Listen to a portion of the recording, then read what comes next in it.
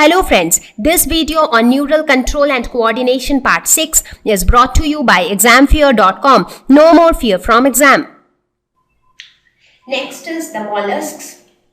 Mollusks again have a relatively complex nervous system because as we are going up, the complexity is going to increase.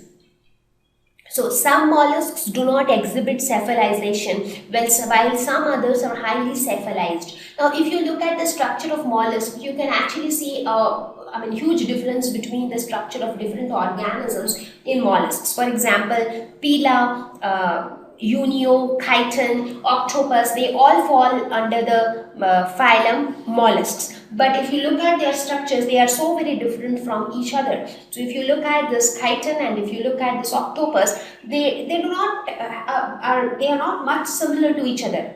But still they fall under the same phylum because of some of their functional similarities. So some of them are cephalized, that is they have all the nervous tissue forming towards one end of the body forming the head region, while others are not. Now in most of them, two pairs of main nerve cords run throughout the length of the body. So somewhat like this.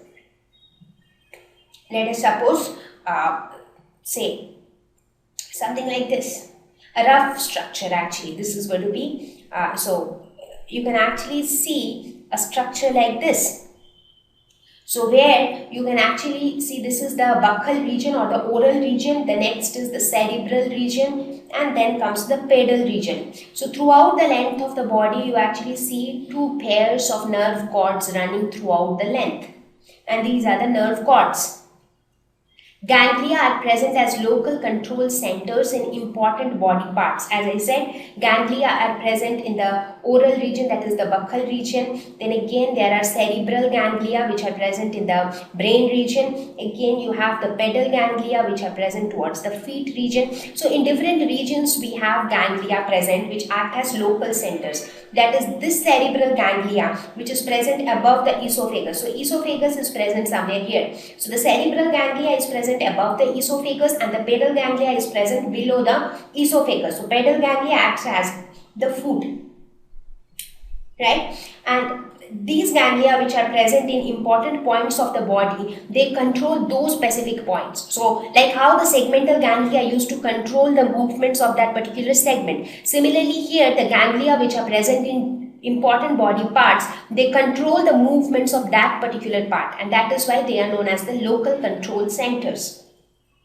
Specialized sensory organs or receptors are also present. Many of them have eyes as their photoreceptors, like how you can see in case of octopus.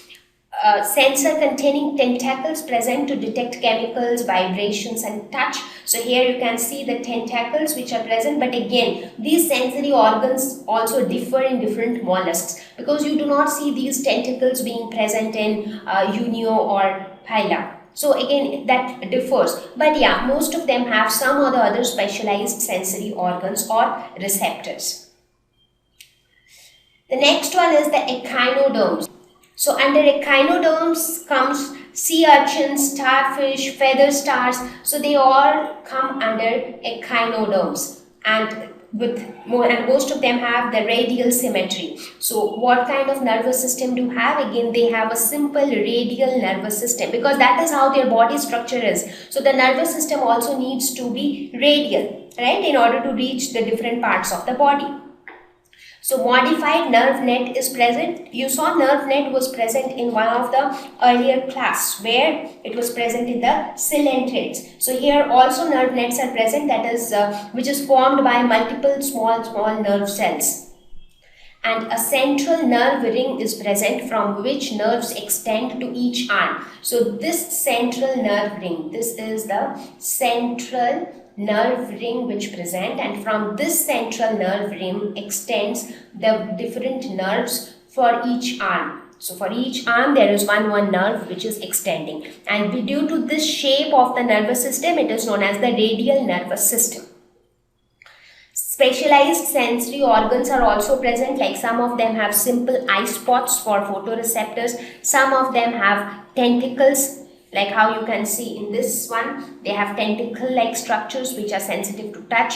Some others have sensory cells in epidermis, that is on their skin, on the surface of their body. They have sensory cells which can act as tango receptors or thermoreceptors or photoreceptors.